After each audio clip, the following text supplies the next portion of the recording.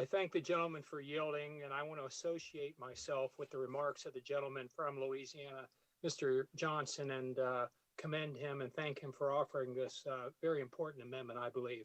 In light of the Mississippi case, Dobbs versus Jackson Women's Health Organization, which will soon be heard by the United States Supreme Court, and the Texas Heartbeat Act, which has received a lot of media attention recently, it's critical that Congress protect the Hyde Amendment to prohibit federal funding of abortions.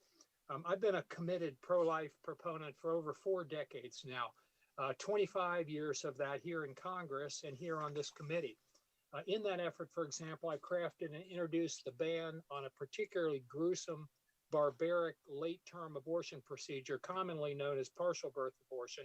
It took 8 years to get it through the House, the Senate, signed by President Bush, and ultimately upheld by the United States Supreme Court, and it's now the law of the land.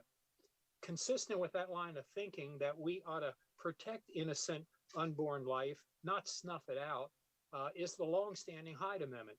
In essence, it declares that we ought not take the tax dollars from Americans who are pro-life, who oppose abortion, and use their tax dollars to pay for other people's abortions. That basic common sense notion that no American should be forced by the federal government to pay for a procedure that they consider to be murder has enjoyed broad bipartisan support for decades now. That's why the Hyde Amendment has been included in appropriations bills over the last 4 decades.